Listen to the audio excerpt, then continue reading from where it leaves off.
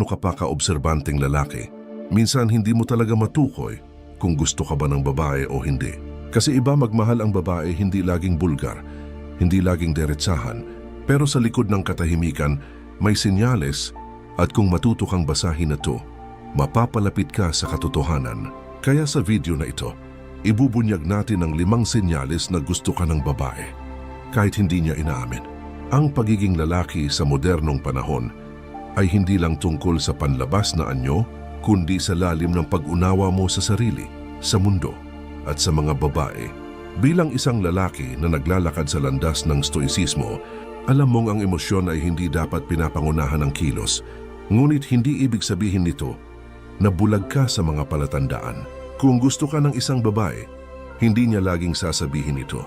Hindi niya laging aaminin, pero ang katawan niya, ang mga kilos niya at ang kanyang subconscious nagsasabi ng totoo. Ang babaeng may pagtingin sa'yo ay may mga senyales at kung ikaw ay may sapat na kamalayang pansarili, mararamdaman mo ito. Hindi mo kailangang tanungin siya, hindi mo kailangang manghula. Ang kailangan mo lang ay magmasid at maghintay. Ngayon, simulan natin ang pinakaunang senyales. Senyales 1. Tila laging nasa malapit siya, kahit wala namang dahilan. Sa mundo ng mga babae, bihira ang pagkakataong lumalapit sila sa isang lalaki ng walang dahilan. Kaya kung napapansin mong tila, laging nandyan siya sa paligid mo, sa lugar na madalas mong puntahan, o kahit sa mga simpleng pagkakataon sa social media, may posibilidad na hindi ito aksidente. Hindi niya sasabihin ito, pero isipin niya baka makita ko siya. Ito ang silent longing. Ito ang tinatawag na strategic proximity. Kapag gusto ka ng babae, gagawa siya ng mga coincidences. Makikita mo siya sa hallway, sa kainan, sa gym, o sa comment section ng mga posts mo. Wala siyang sinasabi, pero siya ay naroon. Bakit ito senyales ng interest? Dahil hindi gagastusin ng isang babae ang kanyang oras at presence kung hindi niya ito pinahahalagahan. Tandaan mo, ang oras at atensyon ng babae ay para lamang sa taong nagbibigay sa kanya ng kilig o koneksyon. Kapag siya'y laging nariyan, baka inaasam niyang mapansin mo siya. Hindi mo kailangang maging mabilis mag-react. Sa halip, obserbahan mo. Huwag kang agad mahulog sa ideya na gusto ka lang niya. Tanungin mo muna ang sarili mo. Anong ginagawa niya dito? At anong pattern ang makikita ko sa kanyang kilos? Ang tunay na lalaki ay hindi basta-basta kumikilos sa emosyon. Pinagmamasdan muna niya ang galaw ng mundo bago siya sumabay dito. Senyales 2. Maliit na bagay, malaking reaksyon. Kapag lahat ng sabi mo may epekto sa kanya, minsan may mga bagay kang binabanggit na simpleng joke lang, pero napapansin mong parang ibang level ang reaksyon niya. Tumatawa siya ng sobra kahit di naman sobrang nakakatawa. O kaya naman, konting banat mo lang, biglang tatahimik, magkakatinginan kayo. At parang may mabigat na meaning sa mata niya. Bakit ganito? Kasi kapag gusto ka ng babae, hypersensitive siya sa bawat sinasabi mo. Ang simpleng salitang galing sa taong may espesyal na lugar sa kanyang puso ay nagiging parang bombang may emotional na impact. Psychological insight, the mirror effect. Kapag interesado ang isang tao, tinutuntun nila ang bawat salita mo. Gumagamit sila ng tinatawag na mirror neurons, kung saan ang emosyon mo ay nagiging emosyon din nila. Kapag masaya ka, masaya rin siya. Kapag seryoso ka, bigla rin siyang natutulala. This is not just attraction. This is emotional synchronization. Mga halimbawa ng senyales, nagkwento ka ng childhood memory at bigla siyang naging invested. Nag-comment ka lang ng mukhang antok ka at bigla siyang naging conscious. May sinabi kang plano tapos nagtanong siya ng marami detalye. Date, sino kasama, bakit, paano? Hindi yan dahil chismosa siya. Curious siya sa'yo at gusto niyang maging bahagi ng mundo mo. Stoic angle emosyon. Bilang reflection, hindi kumpirmasyon. Ang lalaking matatag sa sarili ay hindi agad nagpapadala sa emosyon ng iba, pero ginagamit niya ito bilang window sa katotohanan. Hindi mo kailangang magtanong ng direkta, gusto mo ba ako? Mas maigi kung titingnan mo paano siya nagre-react sa mga kilos ko. Ito ang wisdom ng isang lalaking hindi nagpapadala sa bugso ng damdamin. Ang stoic ay kalmado pero malalim ang obserbasyon. Isang real-life scenario. Isipin mo ito, may babaeng kasama ka sa barkada. Biro lang ng tropa ang pinag-uusapan, pero nung ikaw na ang nagsalita, Iba ang titig niya. Para bang sa dami ng boses sa paligid, sa iyo lang siya nakafocus. Tapos may sinabi kang plano mong mag-travel at agad siyang nagtanong, "Kailan? Saan ka pupunta?" Ikaw lang? Akala mo simpleng usisa lang. Pero sa totoo lang, ini-imagine ka na niyang umaalis at baka hindi niya alam kung kaya niyang di ka makita. Guidance sa mga lalaki. Kung ang bawat salita mo ay may epekto sa kanya mapagalit, kilig, lungkot o hiya, malaking senyales yan. Pero kuway, wag mo agad i-assume na gusto ka niya. Ang tunay na kalalakihan ay kalmado, mapanuri at may disiplina sa emosyon. Huwag mong i-pressure ang babae. Hayaan mong unti-unti siyang lumapit. Tandaan, ang bulaklak ay hindi kinakaladkad para mamukadkad. Pinapanood lang natin habang dahan-dahan itong bumubukas. Senyales 3. Social media signals. Pansin ka sa lahat pero hindi ka tag. Tahimik siya sa personal. Pero sa social media nandoon siya. Isa siya sa unang nag-review ng story mo. Madalas siyang mag-like. Minsan mag-react pa pero never siya nagko-comment. Kapag nag-post ka ng meme, isi-share niya yun. Pero hindi ikaw ang tinatag. May pattern kang mapapansin. Parang gusto niyang mapansin mo siyang nandyan. Pero ayaw niyang mahalata ng iba. Anong ibig sabihin nito? Ito ang tinatawag na silent interaction. Ang babae na may gusto sa'yo pero hindi handang umamin ay gumagamit ng digital breadcrumbs para ipahiwatig ang presensya niya. Hindi siya diretso, pero consistent. Kapag may bagong post ka, andyan siya agad. Isa siya sa top viewers.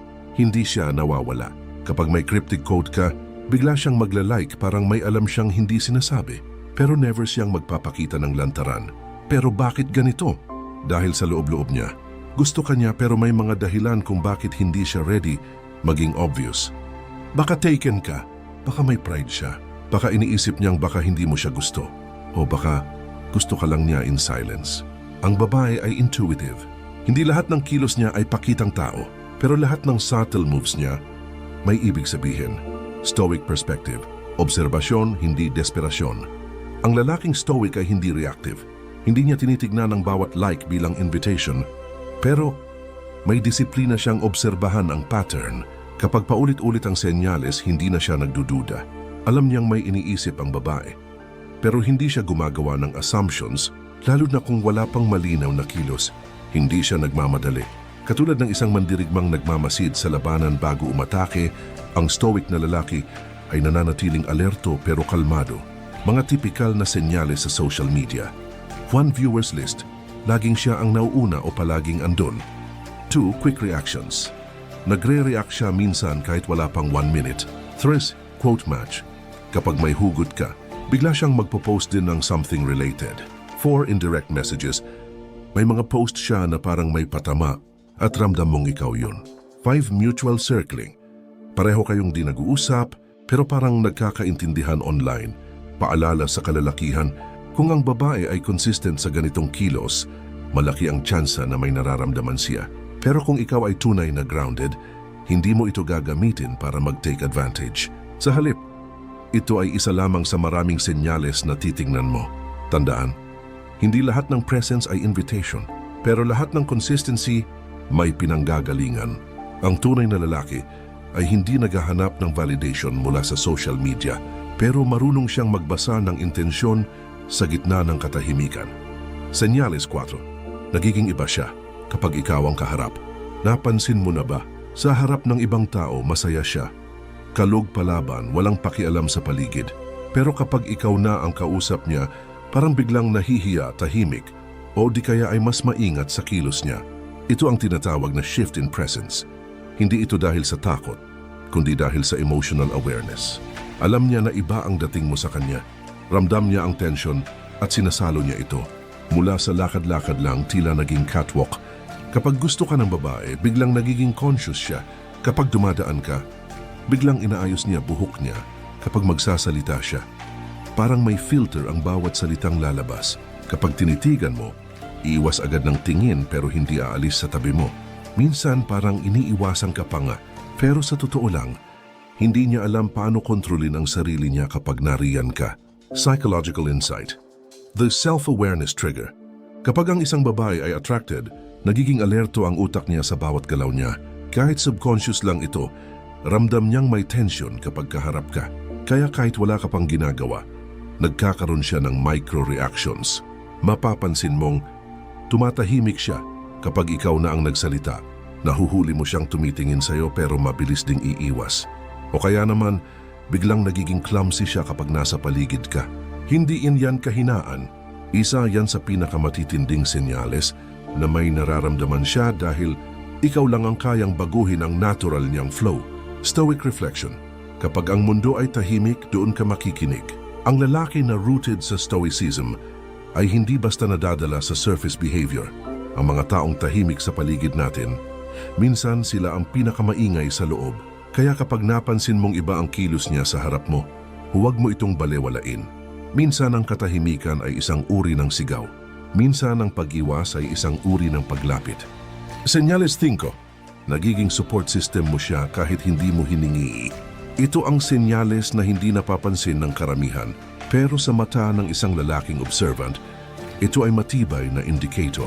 Kapag gusto ka ng babae, nagkakaroon siya ng emotional investment sa'yo. Ibig sabihin, kahit hindi mo siya tinatawag, kusa siyang nagbibigay ng support emotional man, moral o kahit simpleng tanong na, okay ka lang ba? Hindi siya tagahanga, tagapagbantay siya. Hindi lang siya basta naglalike sa posts mo. Siya rin ang unang tatanong kapag may problema ka.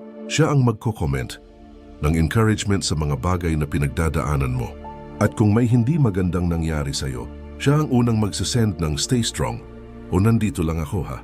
Hindi niya sasabihin diretso na gusto ka niya, pero ginagawa niya ang mga bagay na usually ginagawa lang ng mga taong may pakialam. Stoic perspective. Ang totoong koneksyon hindi inuutusan. Hindi mo kailangan manghingi ng tulong sa isang babaeng may gusto sa'yo. Kusang lalapit yan, kusang magpaparamdam. Hindi mo kailangang mag-explain. Ang presensya niya, regalo na. At kung ikaw ay isang lalaki na grounded at hindi needy, marunong kang tumanggap ng hindi umaasa, pero marunong magpasalamat. Mga halimbawa ng support na di mo inaasahan. 1. Bigla ka na lang may natanggap na encouraging message mula sa kanya after mo mag-post ng negative thoughts. 2. Nung may sakit ka o may pinagdadaanan, siya ang nag-follow up kung okay ka na. 3. Kahit sa group setting, siya ang unang nagtatanggol o kumakampi sa'yo kapag may biruan o tension. Reminder para sa lalaki, hindi lahat ng babae ay expressive sa salita, pero may mga babae na nagmamahal sa pamamagitan ng pagkalinga. Kapag nakita mong may babaeng consistent na nagbibigay ng ganyan, hindi dahil close kayo, kundi dahil kusa siya, maaring may mas malalim siyang dahilan. Pero huwag mong samantalahin. Ang stoic na lalaki ay nagpapasalamat, pero hindi umaabuso. Closing reflection. Ang lalaki na marunong magmasid. Hindi mo kailangang maging gwapo, mayaman, o madaldal para mapansin ng isang babae. Minsan, ang tahimik mong presensya, ang pagiging grounded mo, at ang lalim ng pag-unawa mo sa paligid ay sapat para kumonekta siya sa'yo kahit hindi niya sabihin ng diretsyo. Ang babae, tulad ng kalikasan, ay hindi laging nagsasalita gamit ang salita. Gumagamit siya ng senyalis, kilos, tingin, distansya at presensya. Kapag marunong kang makinig, kahit sa katahimikan, malalaman mong hindi mo na kailangang tanungin kung gusto ka niya. Pero ito ang paalala. Huwag mong gawing misyon ang hanapin ang senyalis. Gawin mong misyon ang pagbuo sa sarili mo, maging lalaki kang may halaga. Hindi dahil hinahanap mo ang pagmamahal ng iba, kundi dahil mahalaga ka kahit walang nakakakita. Kaya kung sa palagay mo ay may babae sa buhay mo na nagpapakita ng ganitong mga kilos, tanungin mo ang sarili mo. Handa ba akong mahalin hindi dahil kailangan ko, kundi dahil ako'y buo na? Kasi ang tunay na lalaki, ang stoic na kalmado pero matatag, ay hindi naghahanap ng atensyon. Pero kung ito'y ibinibigay, marunong siyang pahalagahan ito. Kung may natutunan ka sa video na ito, huwag kalimutang i-like, i-share, at i-subscribe ang channel. Marami pa tayong pag-uusapan tungkol sa stoicism, pagkatao, at ang misteryong likas sa babae. At kung may sinyalis kang naranasan na gusto mong i-share, comment mo lang sa baba. Malay mo, may ibang viewers din na nakaranas nun. At tandaan mo, ang tunay na lalaking may halaga, hindi hinahabol. Pinag-aaralan, pinagmamasdan, at kapag nakita, hindi basta binibitawan. Maraming salamat at magkita tayo sa susunod na video.